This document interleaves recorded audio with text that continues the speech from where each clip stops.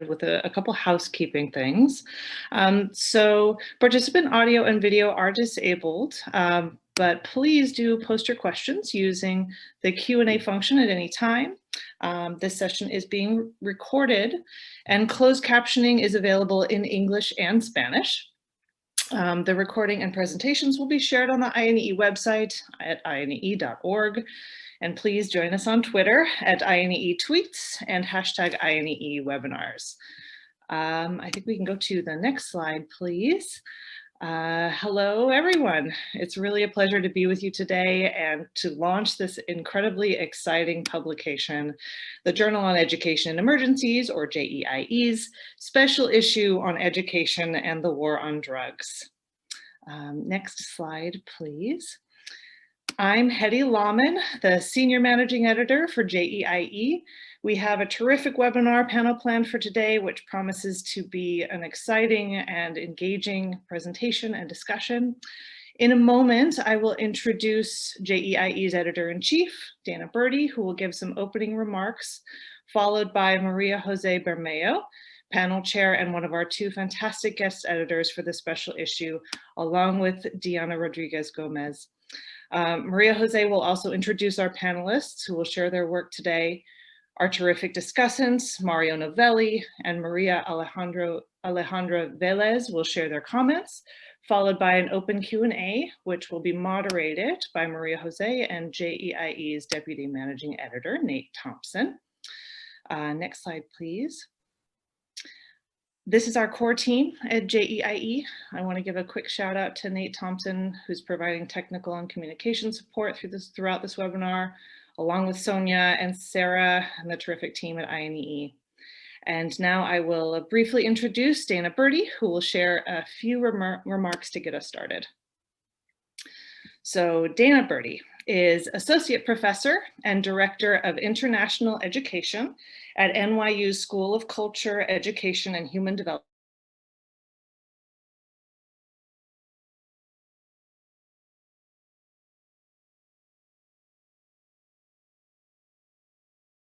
Uses diverse research methods, qualitative case studies, and complex field experiments that rely on both large-scale surveys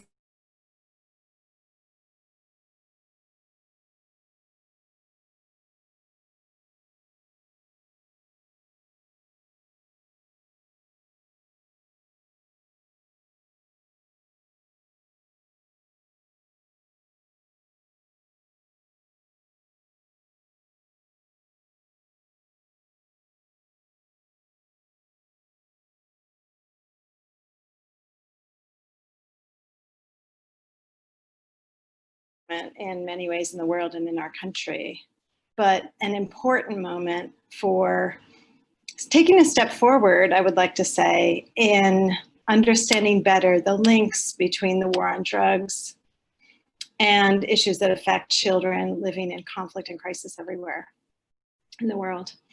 Our guest editors came to us with this suggestion for this special issue several years ago, and we were struck by their innovation. And it's an innovation that many people have talked about, this innovation to describe this link between conflict and the war on drugs in a way that isn't often discussed in the field of education emergencies.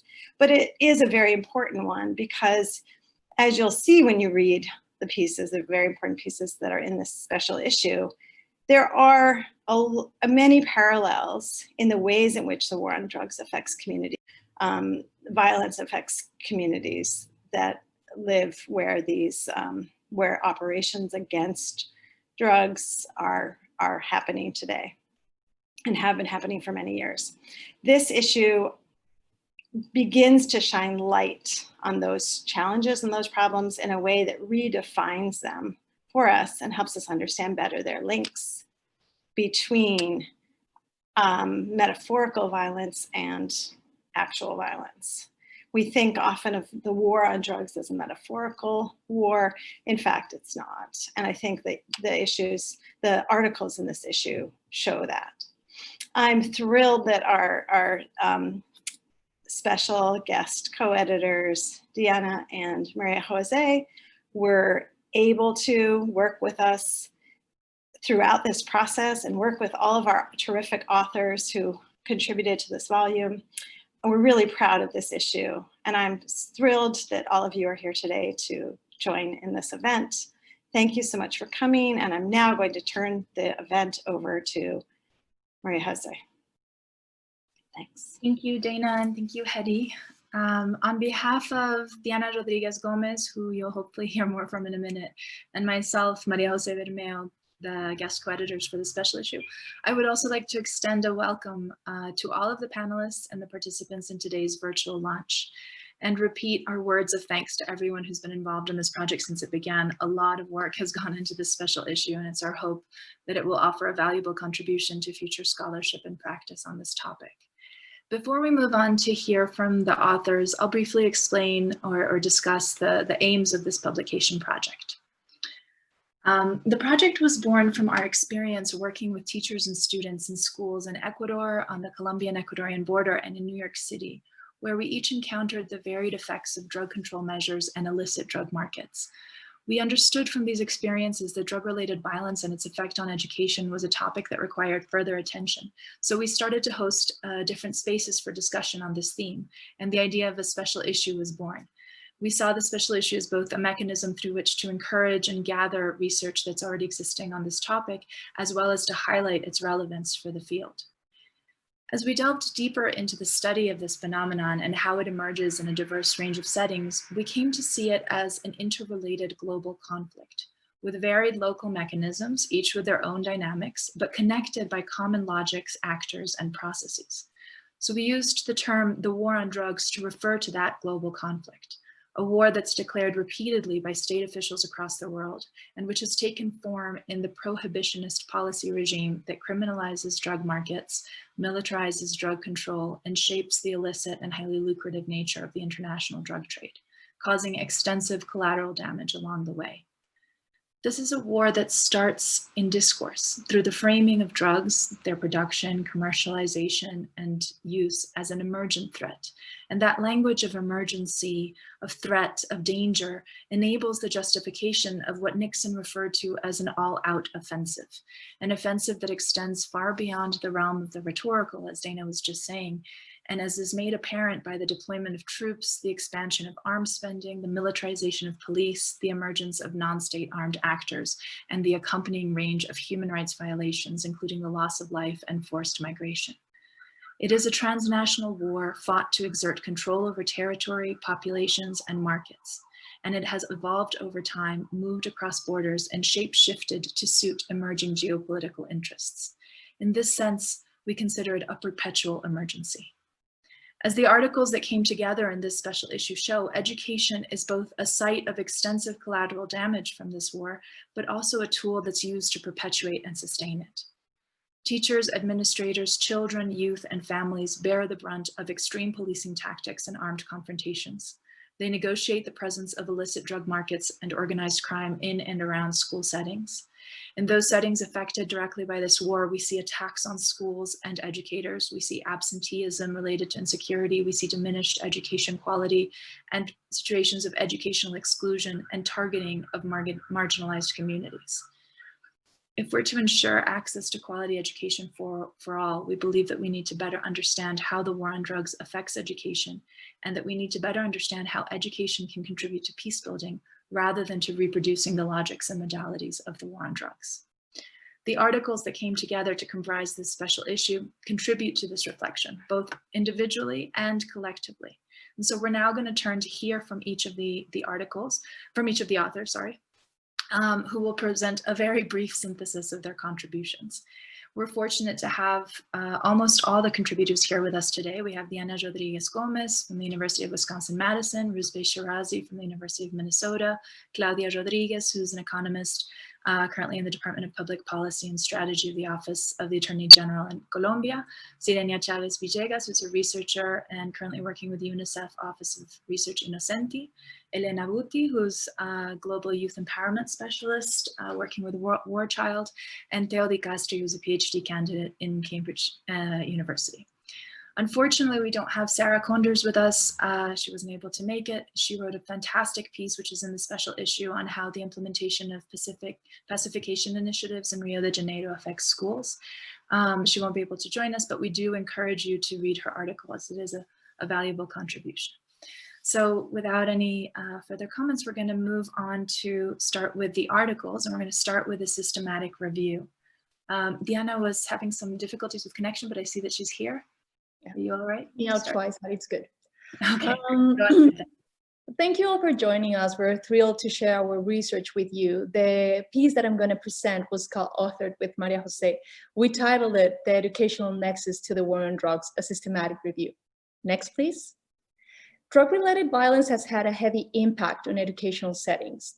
Based on the premise that schools do not exist in isolation from the economic and political context in which they are embedded, for children and youth, this war has created, among other forms of violence, opportunities for child recruitment by criminal networks, extrajudicial killings, health risks linked to aerial glyphosate fumigation. Next, please. In this context, we ask, how does education research describe the intersection of schooling and the war on drugs? Next, please. To start the study, our first task was to ensure conceptual clarity. We needed a clear conceptualization of the war on drugs and its relationship to education. As you all know, education emergencies has long been concerned with barriers to education in crisis-affected areas. Within this, the study of education and conflict has been a central concern. Yet, we found that to date, education emergencies has paid limited attention to contemporary forms of conflict and warfare might play into reshaping education. These contemporary forms of conflict break down the temporal, spatial, and military boundaries of what we commonly understand as war. With these dynamics in mind, we needed a framework that will enable us to pay attention to the wide range of actors, temporalities, and interconnections that shape a conflict such as the war on drugs. Drawing mainly from Latour and Collier-Anong, in our paper, we chose to draw on the concept of assemblage as a useful analytical tool for reading these types of conflicts, and specifically for reading the war on drugs. We came to define the war on drugs as the violent configuration of prohibitionist and militarized drug policies that mobilize the illicit and lucrative nature of the drug trade. We use the term nexus to refer to the ways that education systems are integrated into the war on drugs assemblage. Next, please. To put the systematic review together, we decided to search for the concurrent use of the terms education, school, and drugs. We selected 20 subfields, and using Scimago, we identify a top-ranking journal from each subfield.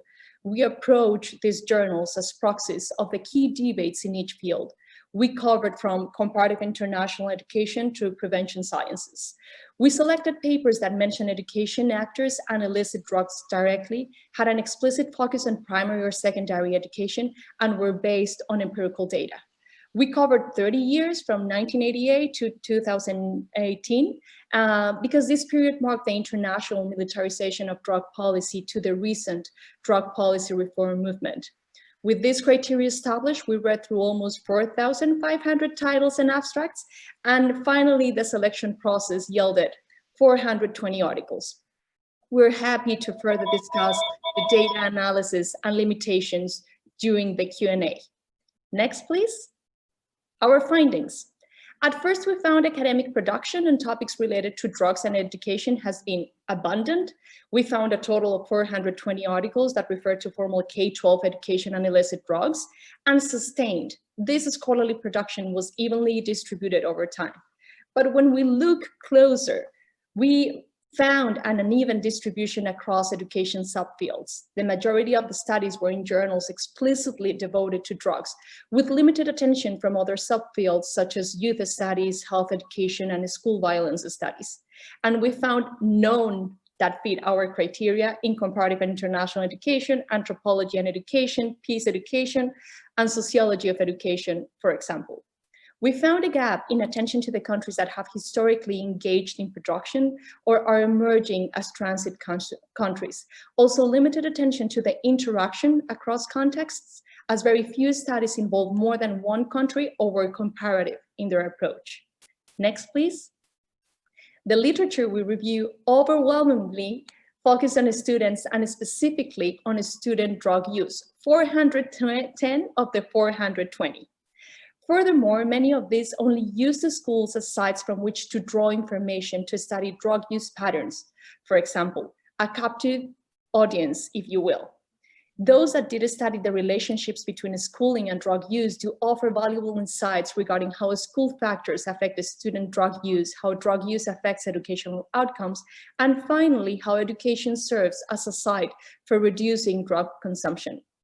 These findings show how education can support student health and well-being. However, they narrow our understanding of this issue. Majo? Next, please. So contrary to our theoretical framework, we found that our sample showed a tendency to fragment systems. Next, please. Sorry, there's a lag there. First, the overrepresentation of students meant that there was an underrepresentation of other education actors. We found that teachers appeared in only 10% of the sample, and there was very limited presence of other stakeholders. Particularly noteworthy, we also found that there was almost a total disregard of state and non-state armed actors. Only one article referenced drug trafficking organizations, and while 22% of the articles mentioned the police, none included them as research participants or as the focus of the study, and no studies looked at the role of the military. Next, please. A similar disproportion and fragmentation was visible when we looked at the drug chain. Coding for 3 phases of the drug supply chain: production, commercialization, and consumption, we found that of the 420 articles in the corpus, only 4 articles included attention to commercialization, and none looked at production. Only 2 combined 2 or more segments of the supply chain. So as mentioned above, really the majority of the attention was on drug use only. Next, please. Finally, a stark finding for us was the near total lack of attention paid to the war on drugs as a violent conflict. So there was a fragmentation of systems and this absence of the war. We found that only 8 articles referenced war or war on drugs. And when the terms violence and conflict were referenced, there was a tendency to associate them with individual deviance and interpersonal dynamics. So in sum, there was almost no examination of drug policy and drug trade related to crises of insecurity, state instability, forced displacement, and high death tolls, and what effects these then carry on education, a significant gap. Next, please. So what did this all mean for us? We looked at this work, and actually in our paper, we offered future directions for what we think the agenda needs to have moving forward. And we identify in particular the need for relational research, comparative, multidisciplinary and interdisciplinary, critical and reflexive research moving forward. And on this last point in particular, we agree with Latour when he says that by naming, interpreting, categorizing, invoking rules, and mobilizing resources, we as scholars also engineer assemblages. And he identifies 2 roles: those of intermediaries who transport meaning without changing it, and those of mediators who transform, translate, distort, modify meaning. And what our findings show is that to date, education researchers have positioned themselves as intermediaries in this war by repeating and promoting the logics that sustain it. New education is needed in order to enable scholars to transition to a role of mediator and to contribute to the global drug policy reform movement and to peace building in drug war affected contexts. Thank you.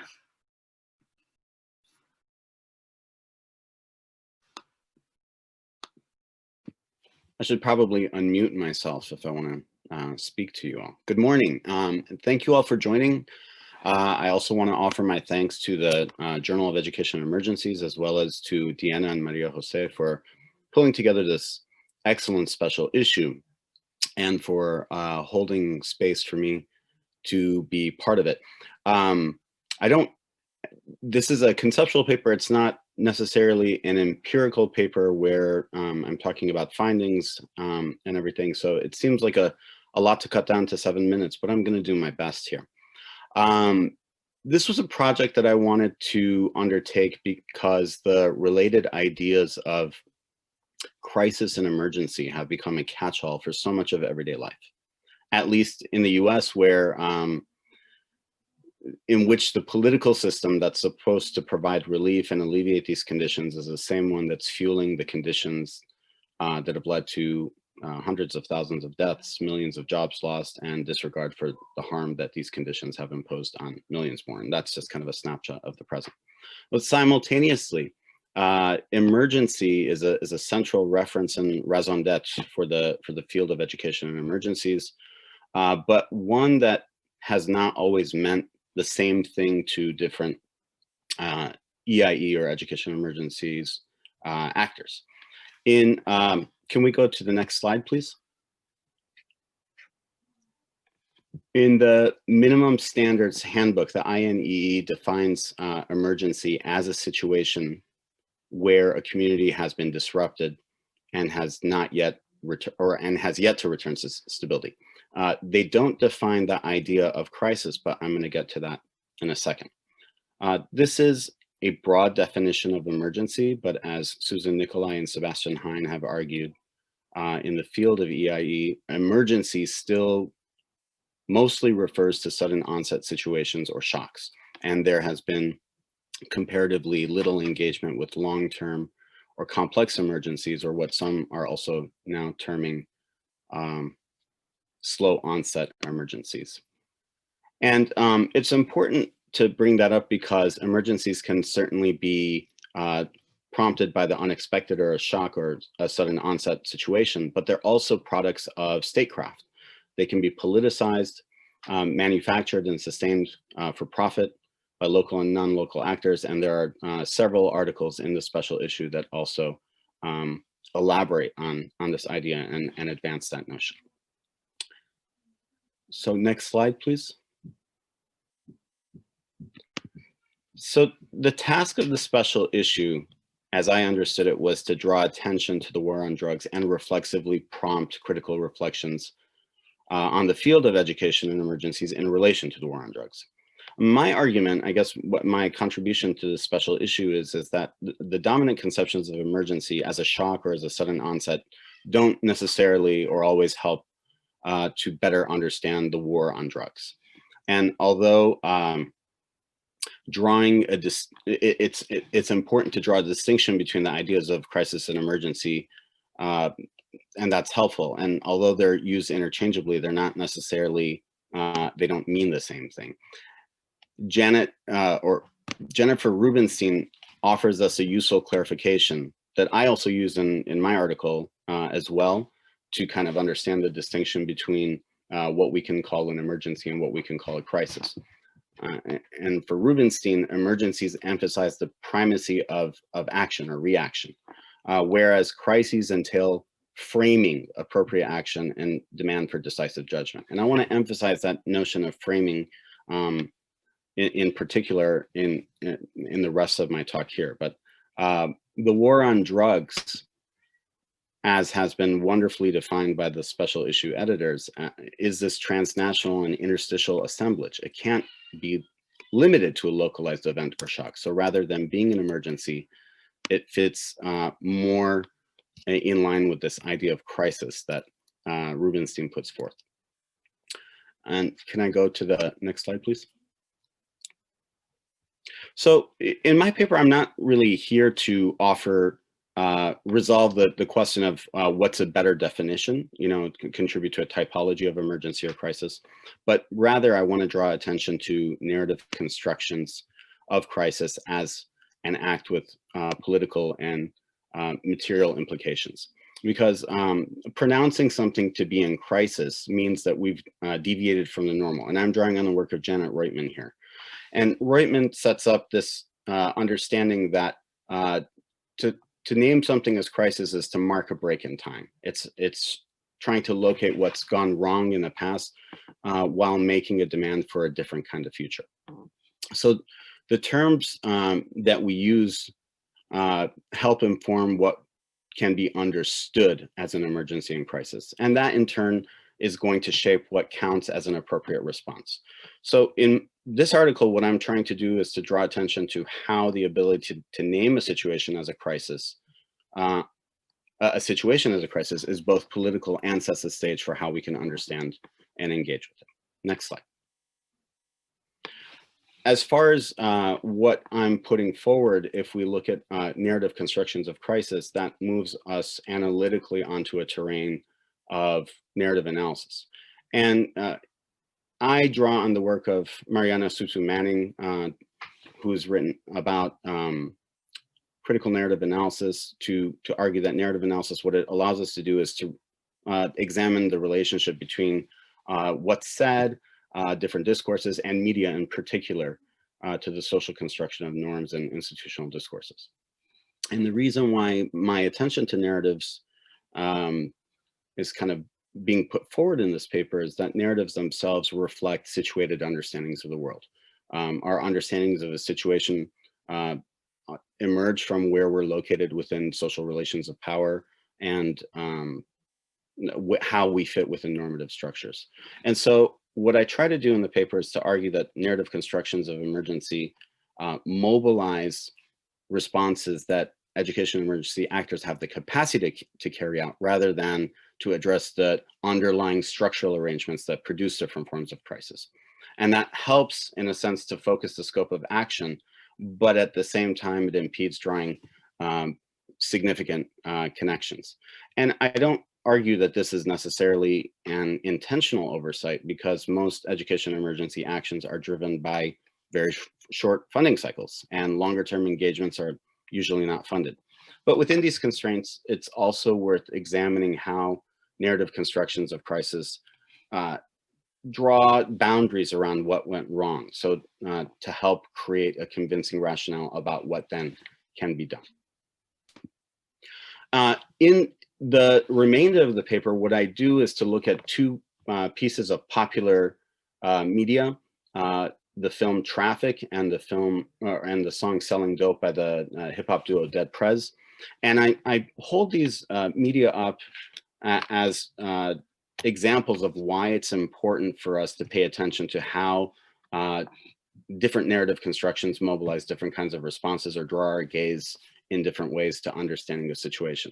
And for those of you who need glasses to read this, I'll just quickly summarize it. There's a stark contrast in the media that I analyzed here in terms of how they present the war on drugs. So in the film Traffic, which was released in 2000, the war on drugs is presented as this endless war, but a virtuous one that's worth fighting. It really kind of narrates it from the perspective of law enforcement in the US and as well as in Mexico, who are fighting the good fight, and it's against this kind of unceasing onslaught from traffickers and from corrupt government officials, not so much in the US, but exclusively in Mexico. And the victims of this war on the war on drugs, interestingly enough, in the movie, are upper class white families who are dealing with kind of the effects of their teenage children partaking in drugs in ways that leads them out of this kind of path of security and kind of the class status that they have. But what we don't see taken seriously at all in that film is how other communities, notably minoritized or working class communities elsewhere, are in a sense relegated to the periphery of the story and very superficially and often treated racistly as well. And it's worth contrasting that with Dead Prez, which turns that formulation on its head entirely. And you know, the song Selling Dope is also it's not recent, but at the same time, it's concurrent with this. It came out in 2002. And both of these media were selected because they offer these multi-level analyses, right? That try to 30 seconds, respect. Okay, great. Basically, Dead Prez, what it does is narrate and offer a counter narration from the perspective of Black communities and how law enforcement itself is not the answer or the solution, but rather the cause of the violence itself. I'll go to the next slide and see what I can do. So yeah, the takeaways here that I can share are that words matter, but again, I'm not setting out to choose better definitions. Rather, the terms that we use to describe a situation as a crisis or emergency delimit what can be done, and we need to pay more attention to the power relations underlying who can speak and how they construct narratives about a crisis. And I'm happy to elaborate more in the Q&A. Thank you.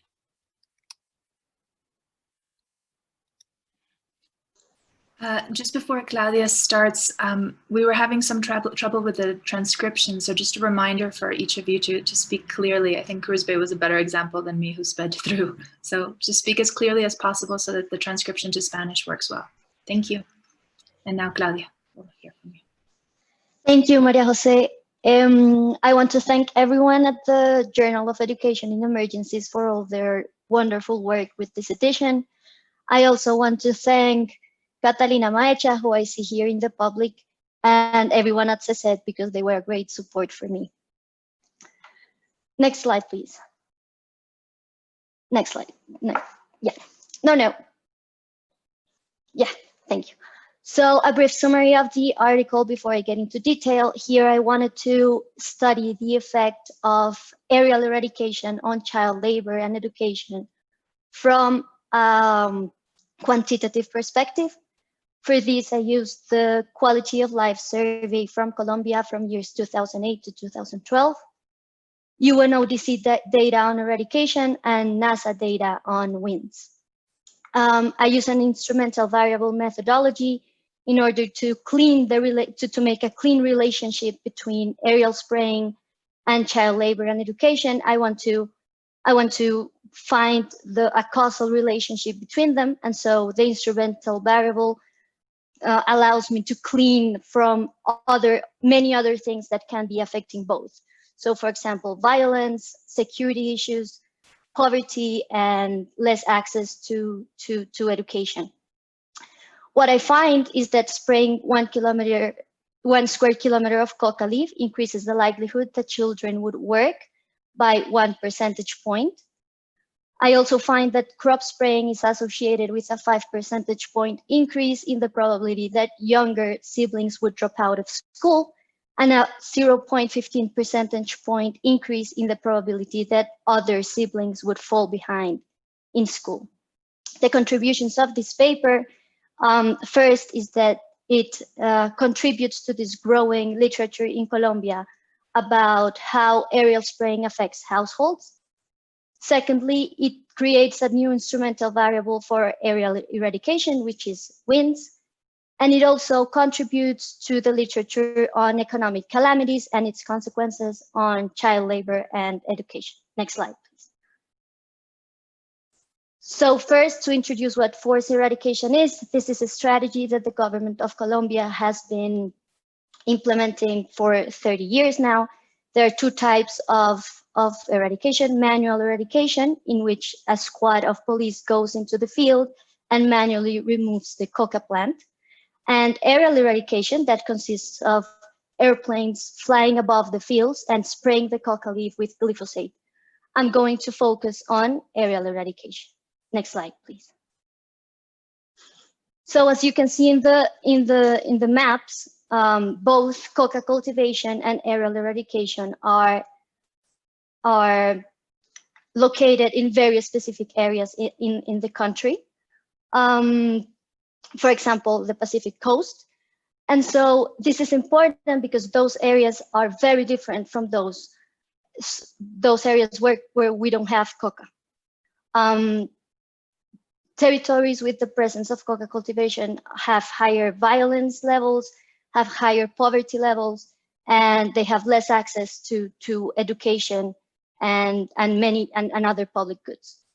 So the first thing I do in my paper is I only look at the municipalities with coca presence.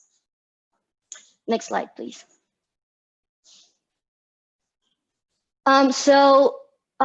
I think we're missing. I skipped one slide. It doesn't matter.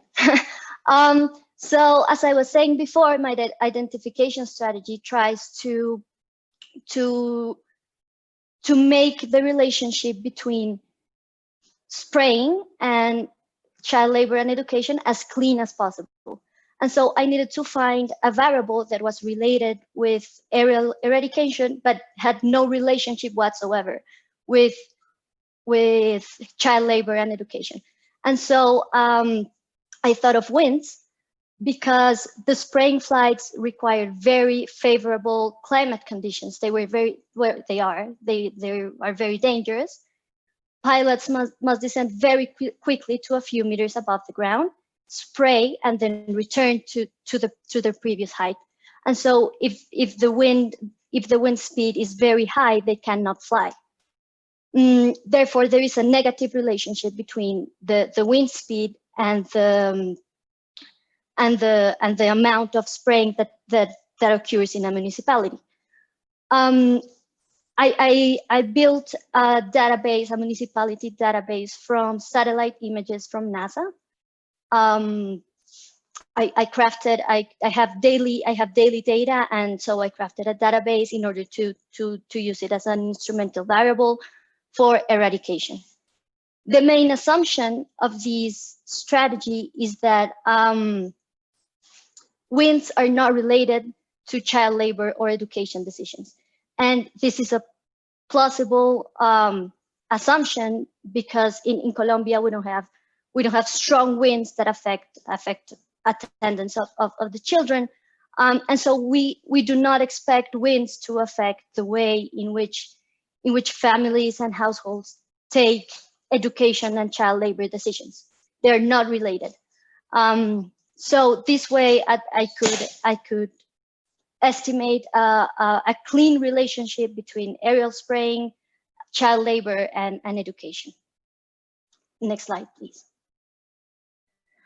So once again, I find that spraying 1 square kilometer of coca leaf increases by 1 percentage point the likelihood of children ages 12 to 17 to work. This is a 15% increase with respect to the mean. So it's an important result. I also find that it has negative effects on school attendance for the youngest sibling, and that it increases by 0.15 the probability that older siblings in the family fall behind in school.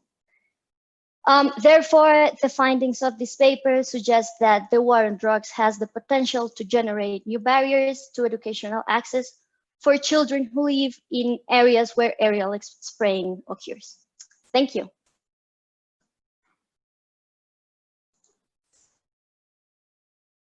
Hi, everyone. Good afternoon. Good morning. My name is Sirenia Chavez, and this work is the result of my PhD research. I am here also with my co-author, Elena Buti, and we both want to thank the editors of this special issue. I'll dive right into our presentation because we have a very limited time constraint. Next slide, please. So we explore in our research how educational experiences shape delinquent trajectories by combining our studies on youth who have engaged in drug-related crime in both Mexico and Colombia. So our review of the literature revealed that there was a high volume of correlational studies that attempted to draw out associations between dropping out of school and engaging in delinquent activity, with mostly quantitative studies identifying a significant association between these two. We also identified a few qualitative studies, but these have not really centered on countries in the Latin American and Caribbean region. Instead, in the region, what we have found is that there have been numerous studies on youth at risk and youth who have engaged in criminal activity, but these have not zeroed in on their educational experiences. This is quite surprising given first that the Latin American and Caribbean region has a notorious concentration of violent crime, with more than 1/3, 37% of global homicides concentrated there.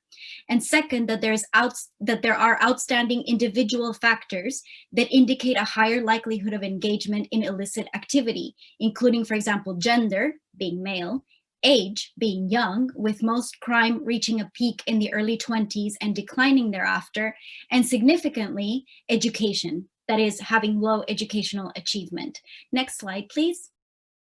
So in regards to our methods, upon meeting each other, we realized that our central research questions were very similar, although we had used very different approaches in our work.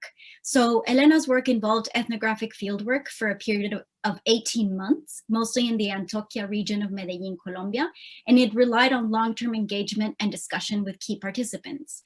My work was quite different. It used a mixed method approach. I administered 360 surveys to young men between the ages of 12 and 29. Half of these young men were serving prison sentences for offenses related to organized criminal activity in Ciudad Juarez, Mexico. The other half of young men of the same age group were of the same age group, but they had no criminal record. I also conducted follow-up interviews with a subset of men from the offender sample. So both of these locations, Medellin and Ciudad Juarez, have been in the past and continue to be central locations for the drug trade. I'll pass on to Elena to discuss some of the findings of our work. Thanks, Sirenia. And next slide, please. So based on our joint sort of assessment of the findings that were coming out of our, as Sirenia said, quite different types of research, we concentrated on two main findings. One is that it's really this questioning of the idea and language around school dropout, which is common in the literature and discourse, but also among the families and our informants. The idea of dropping out of school was often recalled. But what we actually argue in the paper is that that is a rhetorical form to cover what is going on underneath, which is that these young people that we engaged in are actually pushed out of school through a vicious circle that I'll explain later, by exclusionary sort of school structures. And the second main finding is that these kids that find themselves out of the education system feel and are considered by the society as sort of no ones. They don't count. And so they try to become someone in the world of the street, and namely by engaging with different sorts of criminal organizations. And in I'll dive a bit deeper in both of these points. Next slide, please. So the vicious cycle I was evoking earlier, we really found that this idea of la falta de dinero, so the lack of money that was often evoked in explaining why some kids go out in the street and leave school and start dealing drugs, for example, was not really the key driver or determinant. When we dig a bit deeper, we see that actually the families where these kids come from are not that poor, are not extremely poor. They could provide for their children. And so what is often going on is rather a sort of cycle of stigmatization that starts with signaling certain children that adopt unruly behavior or don't behave well at school as not good at school, no es bueno para estudiar, this sentence that kept coming up. And this leads to policies of separation, both physical, like keeping them in evening classes, for example, as well as imaginative, like these are not good kids and the others are good kids.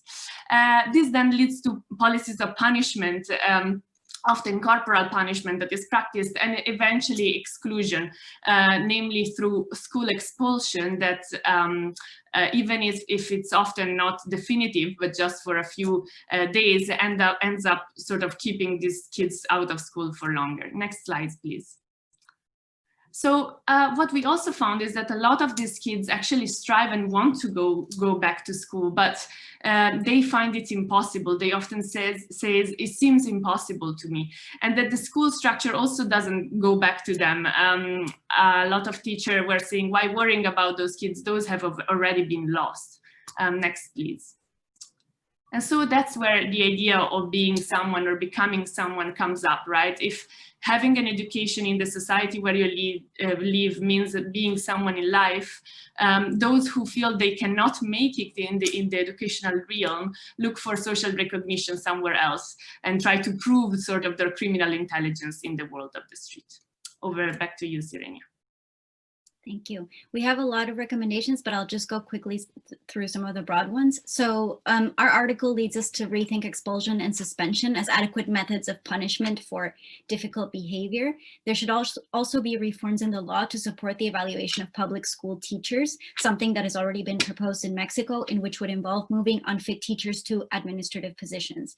Let's remember that one of the main reasons for school dropout in Mexico after economic and financial constraints is not liking school. And of course, there are other broader recommendations in terms of social policy that have to do with conditional cash transfer and redistribution of wealth that I'm really happy to get into in the question and answer session. I know we're out of time. Thank you.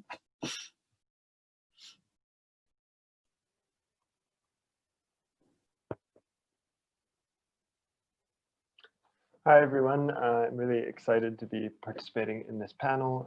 Thank you to Diana and Maria Jose and the editors of the Journal of Education in Emergencies. I think it's really great to see so many people coming at this topic from so many different angles. And so that's really exciting to see. I'm going to talk briefly about the field note that I contributed to the special issue My name is Theo De Castri. I am a co-founder of an initiative called Catalyst, and I wrote about our experience launching the first session of Catalyst back in 2017. So Catalyst is an experimental drug education program that really tries to reimagine what drug education could look like, I think, in response to a lot of what has already been discussed by the other panelists.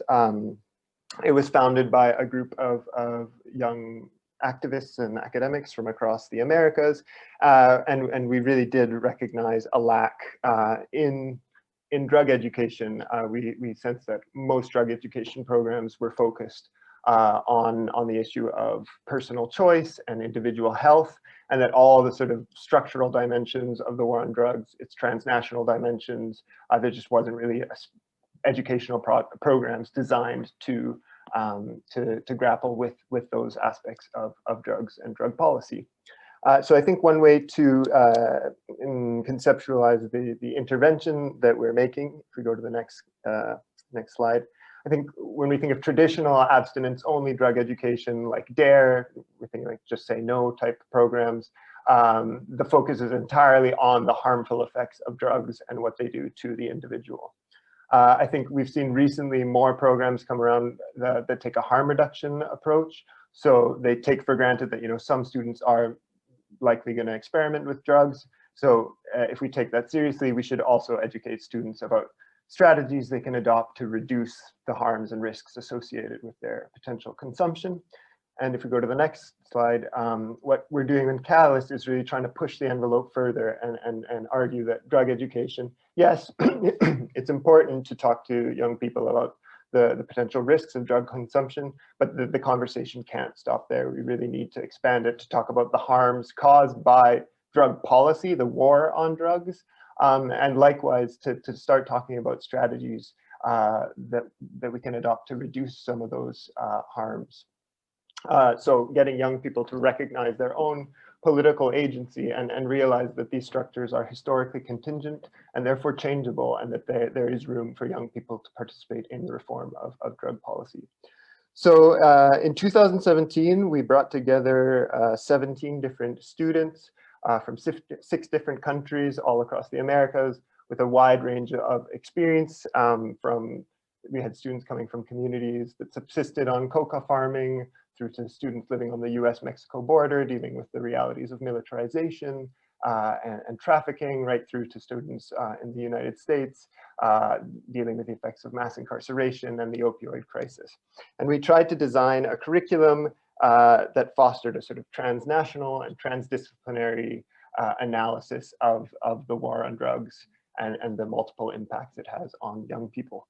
And you can read more about our experience of that first summer in the field note, but I thought I would use the rest of the time I have just to talk a little bit about what has happened since then.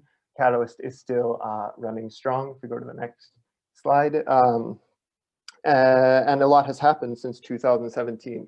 So if the next slide, one big change in 2019, we integrated teachers and principals into our summer incubator. So instead of working with only young people, they came as a student teacher or student principal team to the in-person program in Mexico. And we developed a parallel program to talk with teachers, to familiarize them with our curriculum and some of the ideas that we were working with, and also to start talking about strategies that they could implement in their educational institutions to rethink drug policy and rethink some of these prohibitionist policies that they might have in their own institution. If we go to the next slide, another big change that has happened since is we've handed over the leadership of the program to an alumna of Catalyst 2017. So I stepped down as the original director, and now the program is in the hands of program alumna, Heras, who's doing an amazing job of leading the charge, and has also hired on other young people. For us, it's really important that this remain a project by and for youth. And the next slide. Now, really, especially with Corona, and this has been something that has pushed us to think beyond the incubator. For the first 3 years, I think the incubator was a really wonderful space to experiment and refine with these new curricula.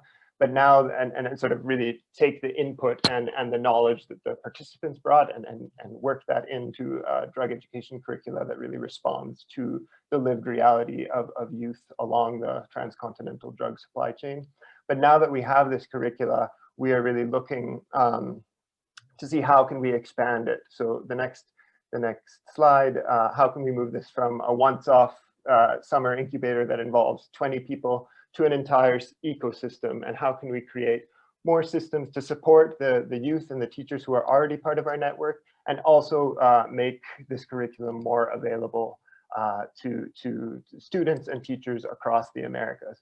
So that involves, we've created an online MOOC, open access version of our curriculum online. We've run a series of webinars. We are developing teacher training materials, curriculum guides that will allow teachers to bring the Catalyst curriculum into their classrooms. We're talking about developing workshops that could go to, instead of having everyone come to Mexico, what if representatives from Catalyst, students, other teachers, they could bring workshops to other communities and sort of spread what we're doing there. We're in the process of creating an interactive graphic novel with some of our alumni. How do we offer university guidance to student participants? How do we begin to approach policy-making spaces, ministries of education, to get these ideas circulating in other spaces? And I think that's also why I'm really excited to be here, because I think there's a lot of room for collaboration with the field of education in emergencies. And then finally, just before wrapping up here, the next slide, we are also starting to look at how this model that has been really fruitful and exciting to see play out in the context of our first program, which is focused on drug policies, how might this also serve as a model to begin tackling other complex emergency situations with transnational roots? So we're currently in the process of thinking about developing a program around land defense and indigenous rights in the Amazon, and also tackling questions of the migration crisis that's currently unfolding both in South America and at the US-Mexico border. So on all these fronts, we welcome collaboration. In the next slide, you'll see our email address. Please do reach out, and we welcome any collaboration ideas for future collaboration. Thanks very much. Thank you so much, Theo. We really appreciate all of the authors for sharing their pieces. We see here a variety of research and conceptual challenges to the field, experiences, direct experiences on the ground from the effects that the war on drugs carries for children and youth, and innovative future directions in terms of what we can do in education around these themes. We're now going to pass to our two discussants. We have first comments from Mario Novelli. Mario Novelli is the director of the Center for International Education and a professor at the University of Sussex, and he'll be discussing the first two pieces and Theo's field note. And then we'll hear from María Alejandra Vélez, who's the director of the Centro de Estudios sobre Seguridad y Drogas, Center for the Study of Security and Drugs from the Universidad de los Andes in Bogotá, and she'll be discussing the two empirical pieces, Claudia and Sirenia's and Elena's. So Mario, whenever you're ready.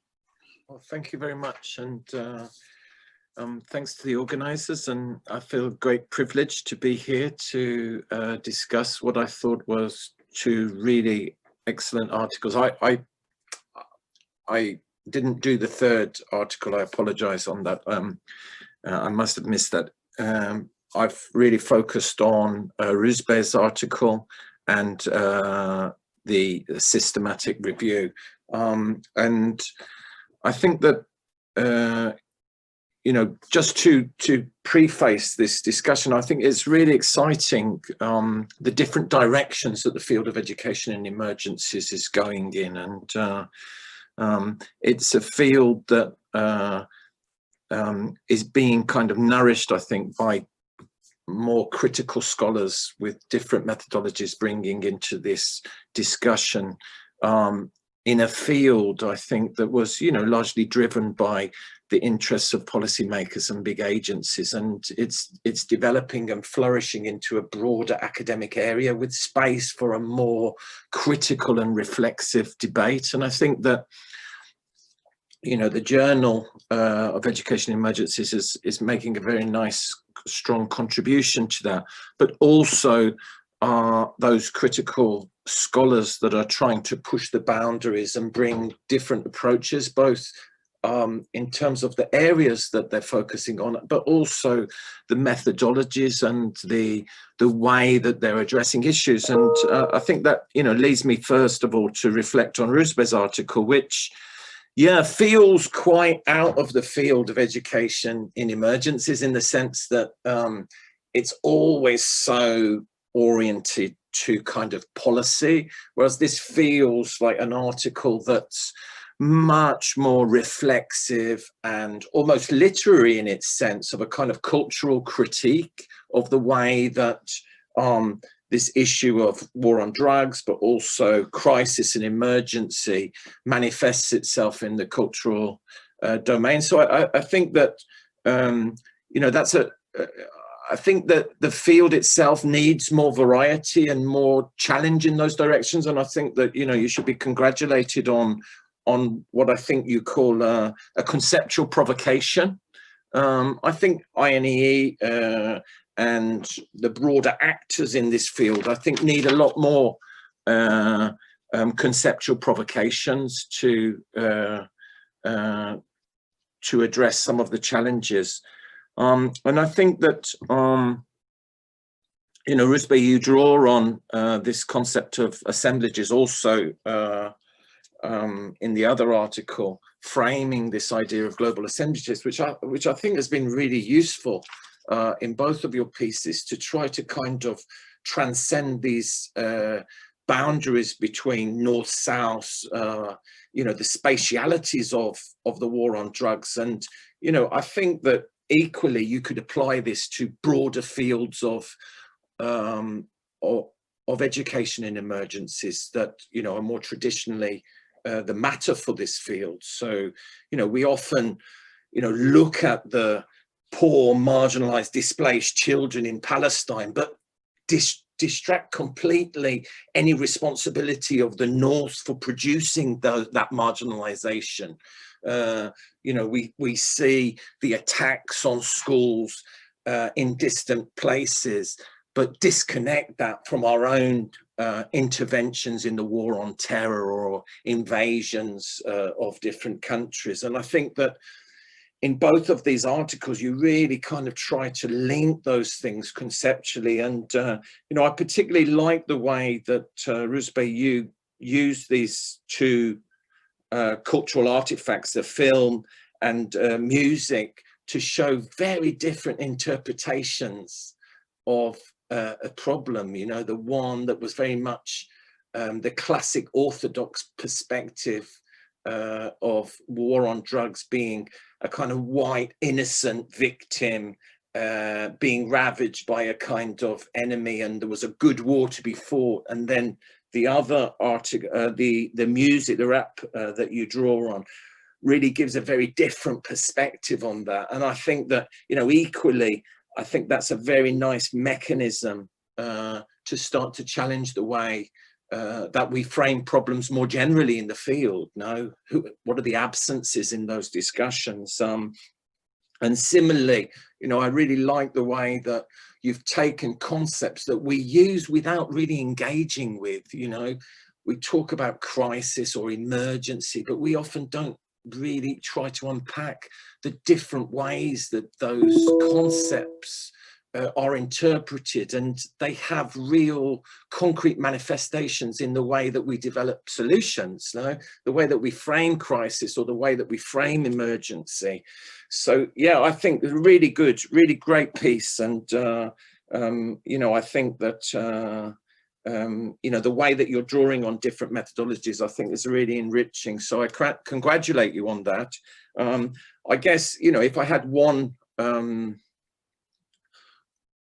attempt to push you a little bit, I think it would be on the question of, so where do we go from there? You know, how can you use all that creativity that you're drawing to push policy, and what might be the solutions and strategies that you might address? And then moving on to the really excellent systematic review on the literature on education and the war on drugs. I'd like to, you know, that's a very different methodology to draw lots and lots of literature together and synthesize them and to explore the absences. But it was really done in such a very nice and creative way. I thought the way that you applied theory to the systematic literature review, it allowed you to really demonstrate how Westocentric, particular, the whole debate is framed, how much geographically it's focused on certain areas of the world, and how much other areas are obscured, and how much the discussion is almost medicalized. It's about why do children take drugs, and not about the kind of global economy of the production of drugs, which involves so many different institutions. So I think that you know, I think this will be a foundational piece that will allow us, you know, the last pages in the review where you really try to map out a research agenda. I think that provides us with lots and lots of inspiration now to go on and explore different areas. And I just wanted to kind of finish by thinking, after I read your article, I was thinking about my own experience when I looked at the killing of teachers in Colombia and tried to also link that up. And, you know, the way that we present the kind of killing of a teacher, it's a very localized way often. But, you know, the killing of teachers in Colombia is explicitly linked up with Plan Colombia, the war on drugs, the training with the United States complicity, often funding of paramilitary organizations that were funded and trained by US forces in the School of Americas. And those connections are often obscured when we talk about out of school kids, killings of teachers. And I think that, you know, you've really provided us, I think, with an interesting framework that we can start to explore those interconnections. And of course, not just for academic sake, not just for articles, but to really start asking questions about, well, it's not just schools that we have to intervene in. We have to look at that chain and links and realize that we have to redress US foreign policy, national government policy, as well as school issues if we're going to address some of these very, very complex problems. So certainly we can see the challenges that you've mapped out for us.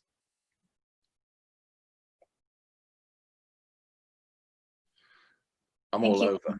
Mario, we really appreciate your commentary. Maria Alejandra. Great. Can you hear me well?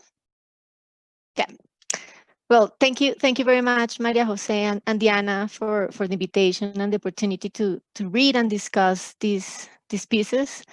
Both Claudia Rodriguez and Sirenia and Elena Buti papers are really important because it pushes us to reflect on who is actually facing the cost on the war on drugs in basically both sides, the production and the consumption side of the problem.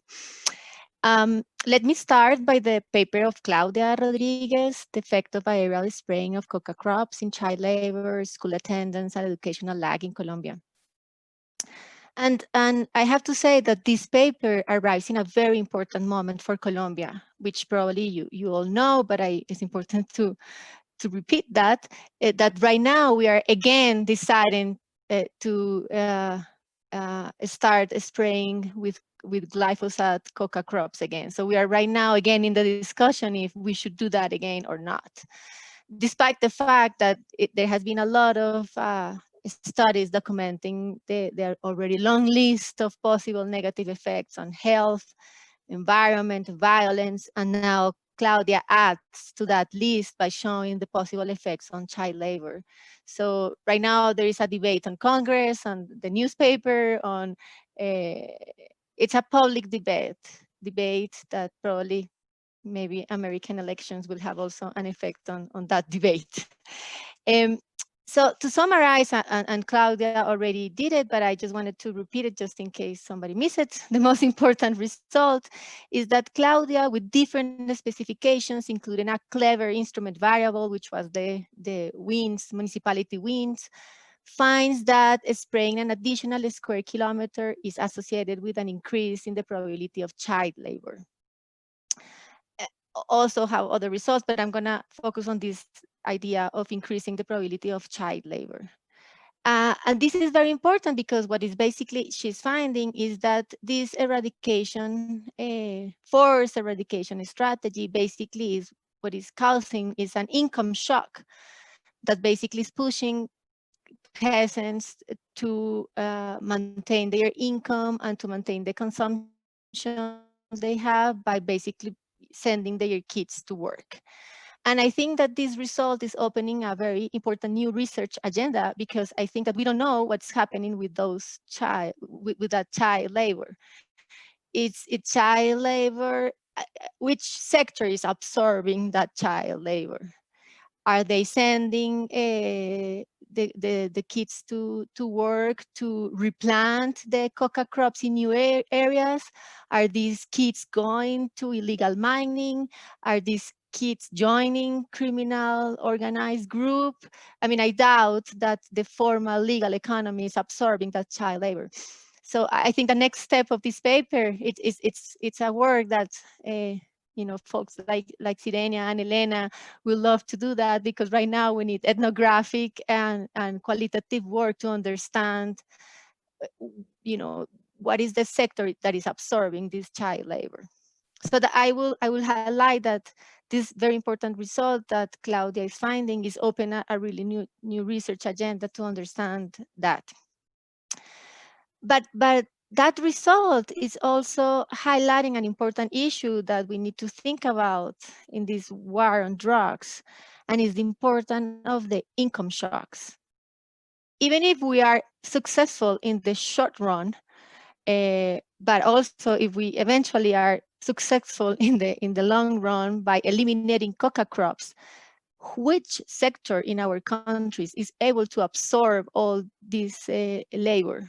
So right now, coca crops in Colombia is the 9th crop in hectares, but it contributes twice as coffee to the GDP, to the economy. So the income shock of any strategy, even eradication or substitution, would imply that these families are not going to be need to maintain the level of consumption of income that coca is providing. So it is true that people who are living out of coca crops are still classified as poor, and some estimates says that 57% of the people who are do coca crops are classified as poor. But coca crops are also has been a source of social mobility. So Francisco Gutierrez, for example, in the National University in Colombia, finds that 26% of households' expenses are in education. So they are not becoming rich by cultivating coca, but somehow coca crops are important for the social mobility and for the expenses, including education. So this war on drugs, who is just thinking on eliminating the coca crops, are not thinking in the possible effect of these income shocks that with effect on child labor and educational attendance, as Claudia shows. They're saying me that I only have 2 minutes. So let me move the only thing that I will say by this paper is that it will be interesting to understand the effect of this income shock is comparable to what other type of shocks, no? Natural disasters, other dimensions. So in my 2 minutes left, I thought it was less, I will comment briefly in the paper by Sirenia and Elena, who are discussing the relationship between the school experiences and participation in the drug trade or drug business.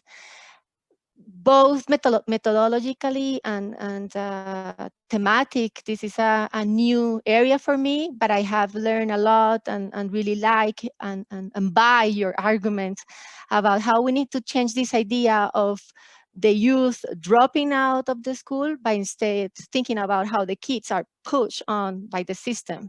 Do policies, repressive policies in the school, but also the stigma towards those students considered problem or unruly students. And I really make me think about this idea that your stories really are revealing the several structural problems of our society. One, our extreme unequal societies that you said only applied your paper to Mexico and Colombia, but I'm sure this is also the case in Brazilian favelas, Venezuela, etc.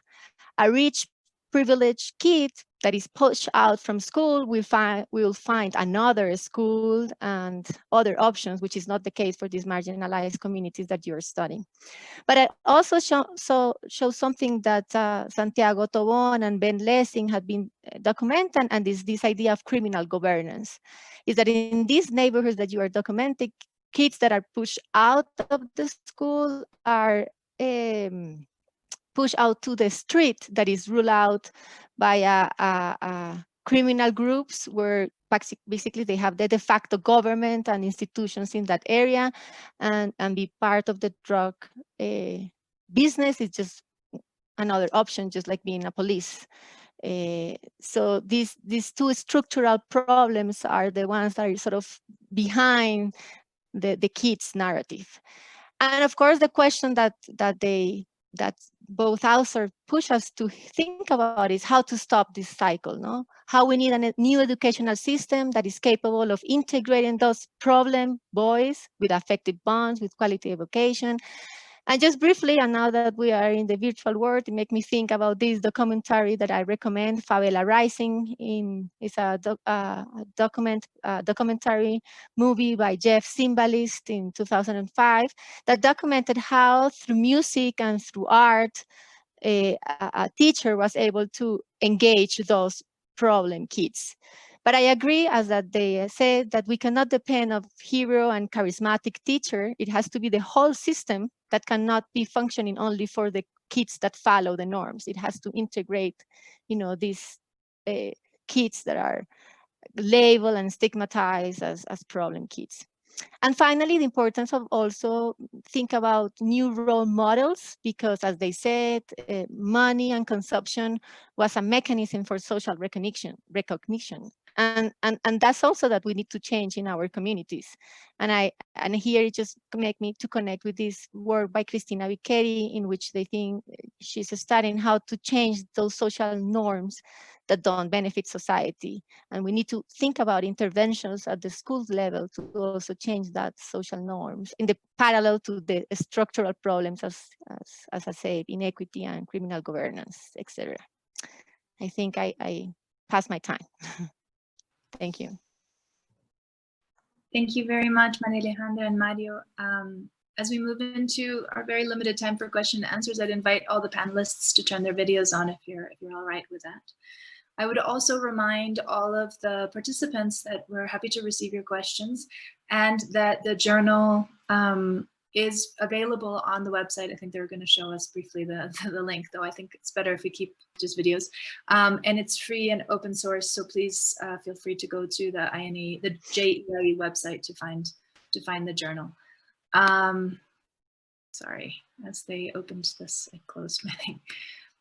So we have a few questions that have been answered already on the site, and we also have a few comments from our discussants that the authors may wish to respond to. So I'll just mention some of the questions and then open the floor if the authors want to pick up on the discussants' comments or any of the questions.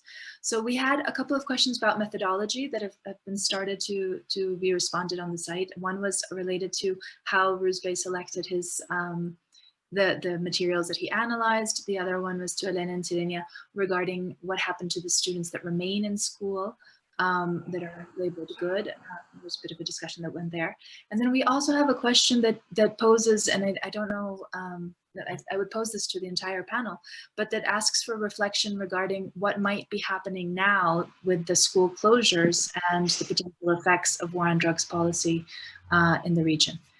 So I don't know if, while we receive other questions, if anyone else would like to respond to the discussants or to any of these questions or comments.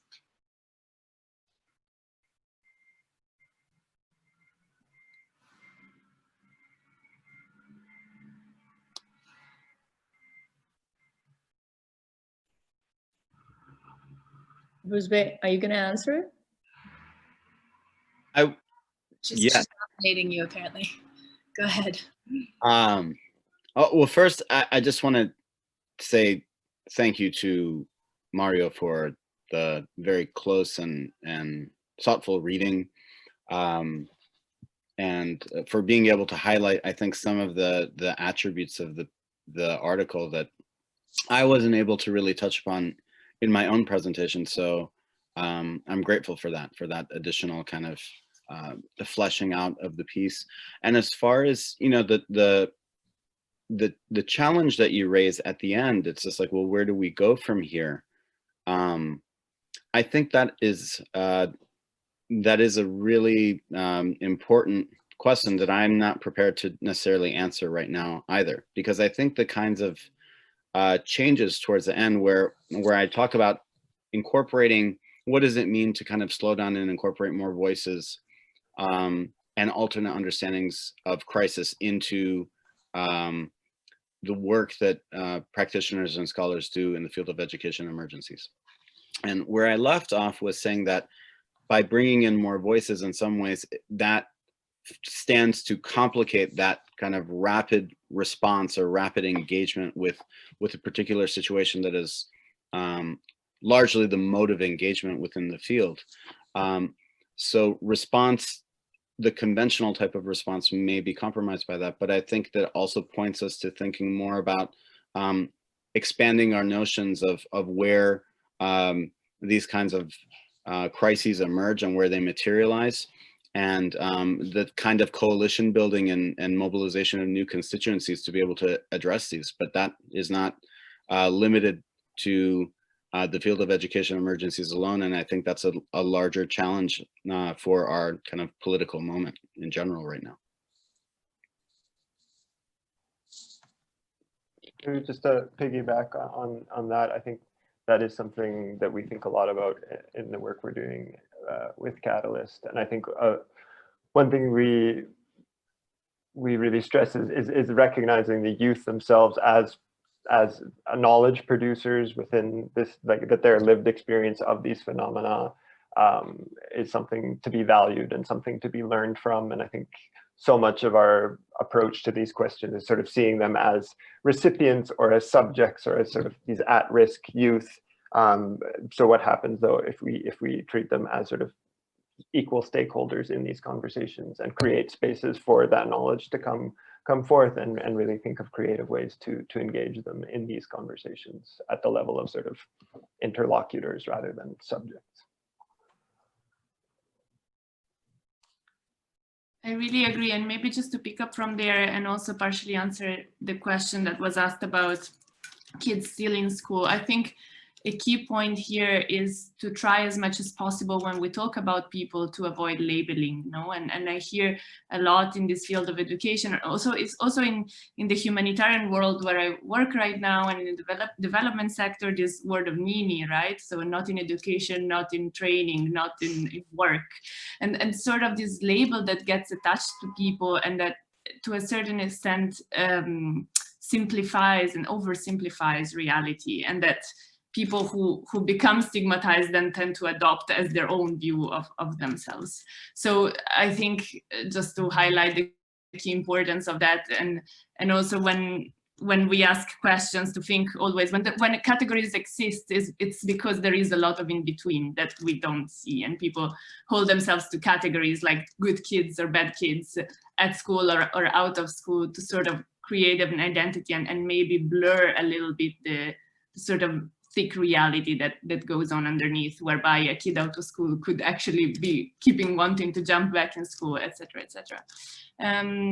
So yeah, maybe I'll leave it at that. I don't know if Sira, you want to add something. Yeah. Oh, sorry. Maybe I would just add one final thing in regards to the pandemic, because I think that's a really important thing that we haven't really discussed. So one of the effects of the pandemic, for which there is already evidence for, is on learning loss and dropout. So the World Bank, for example, they recently estimated that the closure of schools would result in a reduction of 0.6 years of education. At the same time, programs on the ground, for example, UNICEF programs that UNICEF supports, they're prepared for an increase in dropout rates. To mention a country that I work with, Bangladesh has estimated a 30% increase in the out-of-school rate at the primary level. So it's very certain that kids right now in Colombia and Mexico that are out of school, if they were already at risk of dropping out before the school closures, it's very likely that once the pandemic is over and schools reopen, that those kids that were at risk of dropping out will effectively have dropped out of school. And I think that that's something that bears some importance, and it's something that warrants attention, and hopefully governments will make targeted efforts for those kids to go back to school once there's a possibility to do that. Yeah, I also wanted to try to answer Laura's question about access to school. I don't have data right now on what's going on with those kids who have been pushed out of the educational system before the pandemic, but what we know as a fact is that the pandemic has reorganized drug trafficking across the world. And something that I think that we need to keep in mind when we're thinking about this connection between childhood and education is the many different types or experiences of childhood that cross the war on drugs. I mean, today we focused mainly on kids who are living in coca cropping areas and kids who are, living at the urban margins of two cities. But we need to recognize that they are distributed across the supply chain. So in order to understand their educational experiences, we'll need to pay attention to the pandemic, but also to the very different ways in which violence intersects with their daily experiences. Right now, I can definitely imagine, the fact that drug dealers are having less possibilities for sending cocaine from coca production areas to areas where there's more consumption or use. We can imagine some economic pressures that weren't before. It will be interesting, and I don't know if Maria Alejandra has any data on this, to see how the money is, how the pandemic reorganized, how the money circulates. And we also need to recognize that the children affected by the war on drugs are the children that are commonly the most marginalized in our societies. So that's another lens that we will need to bring into answering that question. It's very hard to get data on children and war on drugs specifically. We need to go to many different data sources to be able to make sense of this. And sometimes when we have data, the data is not that reliable. So I know that it looks like or at least for me, it looked like a very simple question in the chat box, but it just sparked all these ideas and all the different possibilities to provide a thorough answer. Maybe to add to what Diana was saying, what we saw at the General Attorney's Office here in Colombia was a huge impact in the first 2 months of the pandemic on all like crimes associated to drug violence, so homicide, drug trafficking, etc.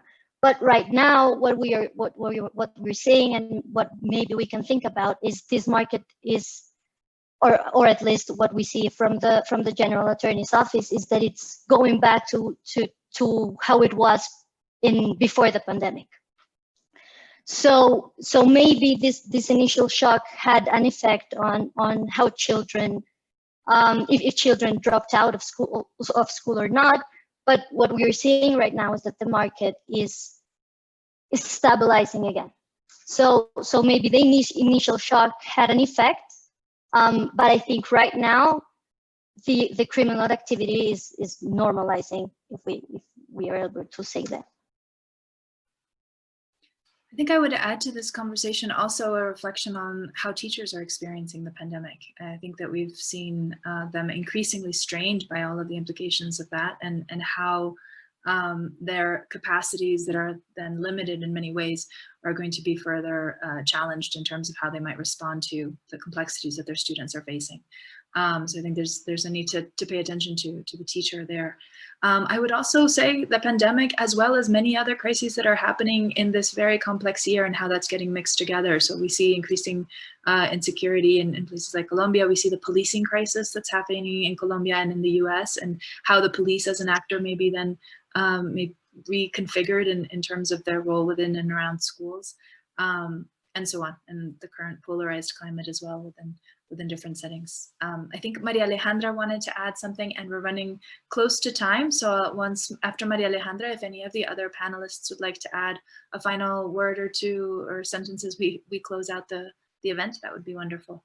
No, I was just going to say that the pandemic and the virtual world basically is just reinforcing all these inequalities that we were discussing before.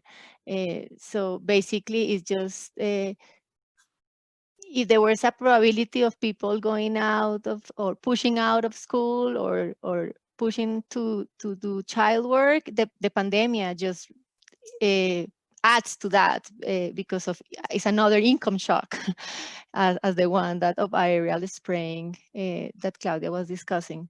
So it's just reinforcing all these inequalities and basically pushing out of the school people and pushing kids to work and etc. Because it's an income shock that vulnerable families has to deal with. So pandemia plus war on drugs, it's a very bad equation. Thank you. Would anybody else like to offer some closing comments from the panel?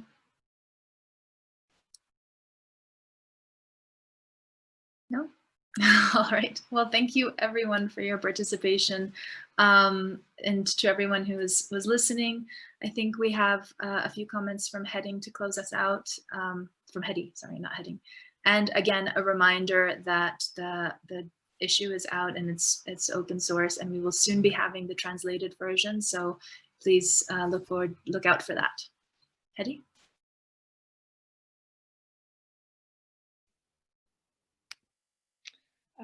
Yeah, thank you so much. Everyone, on behalf of the journal, I want to give a huge thank you to our guest lead editors, to our panelists and contributors to the special issue. Thank you to our discussants and to the INE team. And to our attendees, we're so glad that you joined us today. Get in touch with us at JEiE and learn more. You can follow us on Twitter and subscribe to the JEiE podcast. And interviews with our contributors to this special issue will be featured in our upcoming season of Behind the Pages, so please be sure to check that out. And as Maria Jose mentioned, please watch for the release of the Spanish translation of this special issue, which will be published in the coming weeks. Thank you all again for joining us and participating in this discussion. We're really proud of this publication and the contribution that it makes to the sector. This marks the end of the presentation. We actually made it right in the nick of time. So thank you again, and we'll say goodbye for now. Thanks, everyone. Thank you, everyone. Thank you so